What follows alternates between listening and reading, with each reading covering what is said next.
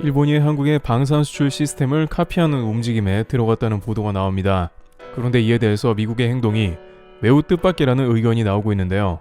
미국은 일본을 군사대국으로 키우려고 하며 평화헌법 개정 요구도 꾸준히 해왔습니다. 그런데 일본이 방산 수출 대국의 목표를 설정하려 하자 미국 행동은 전혀 다른 방향으로 나온다는 것입니다. 한국은 현재 방산 4강을 목표로 도약하고 있으며 미국은 이러한 행보를 지지하고 있습니다. 그런데 일본에 대해서는 전혀 다른 모습이 왜 나온다는지 그 점이 의문인 상황인데요. 우선 일본 내부에서는 한국의 방산산업과 유사한 형태를 따라가야 한다는 움직임이 일어나고 있습니다. 특히 일본 집권 자민당과 연립연당인 공명당이 우크라이나 지원을 위해 방위장비 수출 조건을 담은 방위장비 이전 3원칙의 운용 지침을 재검토하기 위한 첫 실무 협의를 지난 25일 개최했다고 교도통신이 보도했는데요. 현재는 재난 구제 수송, 경계 감시, 소해, 바다의 기뢰 제거 등과 관련된 방위 장비만 수출할 수 있으나 일본 정부와 자민당은 살상 능력이 있는 장비도 외국에 양도할 수 있도록 대상 품목의 범위 확대와 규제 완화를 추진하는 것이죠. 방위상을 지낸 오노데라 이스노리 자민당 안전보장조사 회장은 회의에서 장비 이전 논점에 대해 구체적인 방향성을 정할 수 있도록 논의하고 싶다고 말했습니다. 자민당은 여기에 우크라이나에 직접 살상 무기를 지원할 방침에 대해서도 논의할 걸로 보입니다. 지금까지 일본의 무기 수출은 금기시되어 왔으나 우크라를 계기로 활짝 펴보겠다는 모습인데요. 교도통신은 우크라이나와 같은 침공을 받은 국가에 대한 지원과 함께 일본 내 방위 산업 육성을 위해 살상 능력을 갖춘 무기의 수출 금지를 풀려는 목적이 있다고 전했습니다.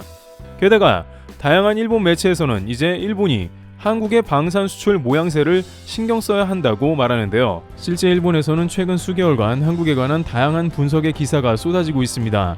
그런데 그 중에 가장 많이 나오는 기사는 뜻밖의 한국의 저력에 관한 분석이어서 매우 의외입니다. 일본은 수출 규제와 도쿄올림픽 이후 더욱 한국에 대해서 강경한 자세를 취하고 있는 상황입니다. 하지만 일본의 보수 언론 중 하나인 요미우리 신문은 지난달 한국의 방산에 대해 주목한 기사를 냈습니다.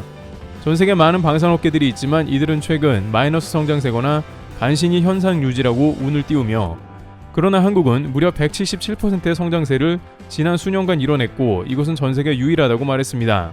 그러면서 한국은 정부의 지원과 더불어 카이, 한화, 현대로템, LG 넥스원 등의 기업들의 독자적인 개발이 합을 이뤄 갈수록 성과를 이뤄내고 있다고 지적하면서 한국은 이번 러시아 사태로 반사이익을 누린다고 했습니다. 스웨덴 스톡홀름 국제평화연구소에 따르면 민주진영에서 급속도로 치고 올라오는 유일한 아시아 국가는 한국이라 했고 베트남 군사매체에서는 중국 방산 성장률이 마이너스 30%인 반면 한국은 200%가량 성장하고 있다고 말하면서 한국은 아시아 방산 섹터에서 중국의 점유율을 서서히 끌어내리고 있는 국가라고도 지적하고 있습니다. 러시아 사태로 인해 사회주의와 방산 협력을 맺는 것은 좋은 선택이 아닌데다가 가성비로 매우 뛰어나다는 한국이 방위비를 늘려나가는 중진국들로부터 가장 선호되는 국가가 되고 있는 것입니다. 일본은 이것이 매우 부러웠는데 일단 누구보다도 그들은 군수 물품의 위력을 알고 있는 나라입니다. 2차 세계대전 이후 일본을 다시 세계경제 2위 대국으로 급상승시켜준 것이 바로 군수 물품 판매였기도 했고 항공 우주 등에서 일본의 첨단 기술 등은 건재한 분야도 존재해 방산 수출을 늘려야 한다는 것이었습니다. 방산은 국가 안보가 달려있기 때문에 여타 다른 제조업과는 비교도 안 되는 마진이 붙게 되는데요. 특히 미국은 무역에서 마이너스 수지더라도 방산에서는 상상을 초월한 가격으로 무기를 제공하고 있으며 이러한 방산업은 미국을 지탱하고 있는 매우 중요한 수입원 중 하나인 것입니다. 그러나 반면 일본은 최근 8년간 해외 수출권은 겨우 단 한 건에 그치고만 상황이 등장했습니다. 일본의 다이아몬드 온라인은 한국과 일본은 너무나 많은 면이 비슷하고 방산업도 후발주자였다고 말하면서 그러나 한국은 전세계 10강 안에 들어있으며 일본은 완전 한국에 뒤처져 있다고 비판했습니다. 일본이 이렇게 한국을 비교한 것은 최근 한국이 동남아 중동은 물론이고 유럽까지 진출했기 때문입니다. 또한 일본에서는 한국도 이렇게 하는데 일본이 못할 게 뭐냐라는 자조적인 비판이 터져 나왔습니다. 일본 매체는 물론 한국은 북한이라는 특수 상황이 있고 그들은 국가 방어를 할 필수 불가결의 요소가 있었다며 한일은 근본적인 차이가 있다고 했지만 이제 유럽까지 무기를 판매하자 자존심이 상했던 것이죠. 하지만 일본이 그렇다고 해서 한국 방식을 따라하자라는 것은 더욱더 자존심을 구기는 일이었습니다. 따라서 일본 경제단체 게이단렌에서는 이를 미국 FMS 방식을 따라하자는 의견을 냈는데요. 미국이 정부 주도로 프로그램을 만들고 이를 판매하는 시스템을 일본도 그대로 따라하자는 것이었습니다. 요미우리 신문에 따르면 복수의 일본 정부 관계자들도 정부 주도 무기 판매 전략 추진을 물밑 작업하고 있습니다. 그들은 미국이 정부 간 교섭으로 무기를 수출하고 훈련 프로그램 등을 패키지로 제공해 미국 군수 산업을 키웠다면서 일본도 역시 미국의 방식을 채용해야 한다고 운을 띄운 것입니다.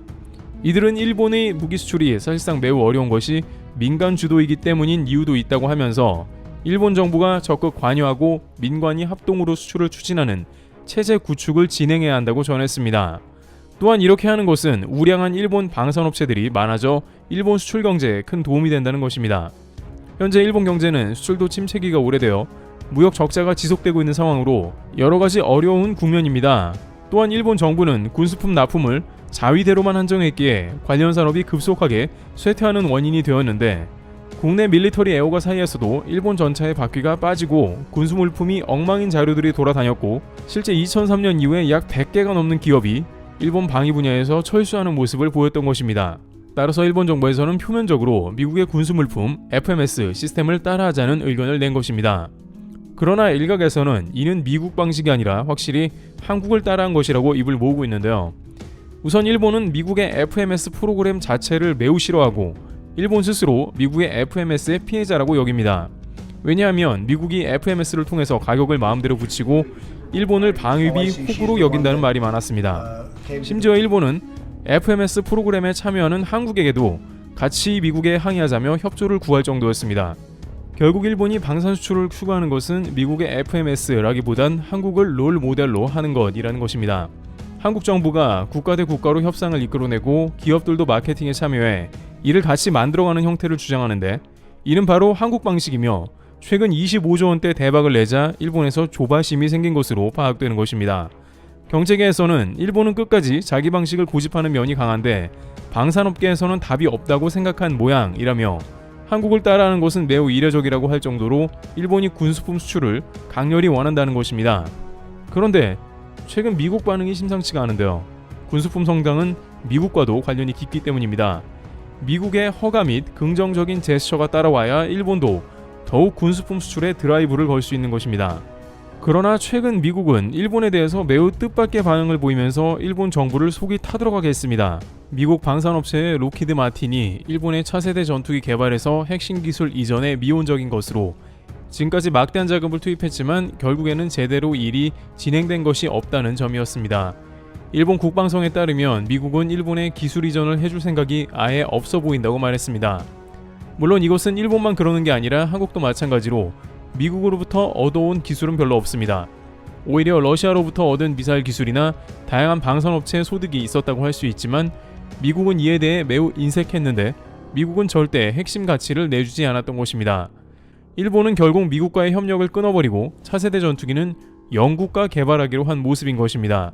어쩌면 미국에 대한 도발일 수도 있는데 일본 입장도 이해가 안 되는 건 아닌 상황인 것입니다. 하지만 영국과의 차세대 전투기 개발에서 여러가지 좌절에 휩싸이는 모습이 나옵니다. 최근 보도에 따르면 영국과 전투기 공대공 미사일 개발도 실패한 것으로 나타나고 있습니다. 차세대 전투기에 탑재될 공대공 미사일을 자신만의 독자적인 방식으로 진행하려 했지만 쉽지 않았던 것이죠. 그 사이 한국의 차세대 전투기 보람의 KF-21이 등장하는 등 주변국의 발전이 두드러졌으며 천문학적으로 돈을 쏟아부는 FMS에 참여한 결과가 결국에는 미국의 돈을 더욱 더 내야 하기 때문입니다. 전투기 도입과 개발 후에 정비나 각종 비용은 전투기 비용보다 더 비싸고 부르는 게 값인 것이죠. 그런데 여기서 일본 일부 채널에서는 과연 미국이 일본 군수품 수출 활성화를 용인할지 의문을 품습니다. 일본 우익들은 미국은 일본의 군사대국을 원한다며 미국이 밀어줄 것이 확실하다고 하고 있습니다만 실제 이것이 일본 군수품 수출 대국을 바라는 것은 아니라는 우려가 나오며 그런 증거도 있다는 겁니다. 일단 미국이 일본을 군사력이 강해지길 바라는 것은 미국 방산품을 구매해 군사 대국이 되어서 아시아 방어선을 형성하고 미국을 지켜내라는 것이고 미국 국익에 해를 끼쳐서는 안 된다는 것입니다. 그러한 의미이지 일본이 군수물자를 생산해서 군수품 생산 대국이 되라는 의미가 아닌 것입니다. 실제 미 방위산업 전문지인 디펜스 뉴스는 이러한 미일 군수품에 대한 기사를 수차례 낸 바 있는데요. 디펜스 뉴스에 따르면 이제는 일본 정부가 군수산업을 키워 해외 진출을 모색한다고 말하면서 일본은 자위대만을 대상으로 하는 게 아니라 전 세계를 상대로 무기를 팔기 원한다는 것입니다. 2014년 세계를 대상으로 한 군수물품 판매 금지를 해제했고 최근엔 더욱 그 기세가 대단하다는 것이요. 또한 주변국 대한민국의 급부상은 정체된 일본 경제를 살릴 하나의 실마리로 방산이 떠오르고 있다는 겁니다. 그러나 미 매체는 미국 정부가 일본이 지역방위 분담을 늘리기는 원하지만 무기 수출에는 오히려 우려한다며 고도의 첨단 기술과 경제력을 갖춘 일본이 방산 시장에 나온다면 미국 파일을 가져갈 수 있다고 본 것입니다. 특히 미국은 일본의 반도체를 몰아낸 적이 있고 수차례 미국 경제를 위협하는 원인으로 지목했는데 미국은 가장 막강한 방산업계에서 일본의 방산 수출 성장을 오히려 우려하고 있다는 것이었습니다. 또한 이는 한국으로도 충분하며 한국은 북한이나 중국, 러시아 국경 인접 등 여러가지 직접적인 이유가 있으나 일본은 미국의 중장거리 미사일이나 전투기 도입 등을 소비해주며 방어하면 충분하지 않겠냐는 것입니다. 관계자들은 미국은 한국 방산도 눈여겨보고 있을 가능성이 커서 한국도 주의해야 하는 상황이라며 하물며 일본은 한국처럼 방산을 노리고 시장을 진입하기는 미국의 경계로 더 어려울 걸로 전망합니다. 특히나 최근의 흐름이라면 반도체 과학법이나 다양한 미국의 경계는 한국도 다를 게 없다는 지적인데 현재는 워낙 방산 분야가 모자란 데다가 미국도 한국의 도움을 요청하는 상태입니다만 만약 평화의 시대가 다시 도래한다면 수요가 줄어들어 미국 1강 체제를 미국 스스로 원할 수도 있기 때문이죠. 이와 같이 일본은 한국의 방산 수출을 보며 자신들도 막대한 수출고를 올리고자 다양한 방법을 고안 중입니다. 그러나 이를 보는 미국은 일본의 방산 부상은 미국의 국익을 해칠 수 있다 보기에 쉽지 않을 걸로 관측됩니다. 트래블TV였습니다. 감사합니다.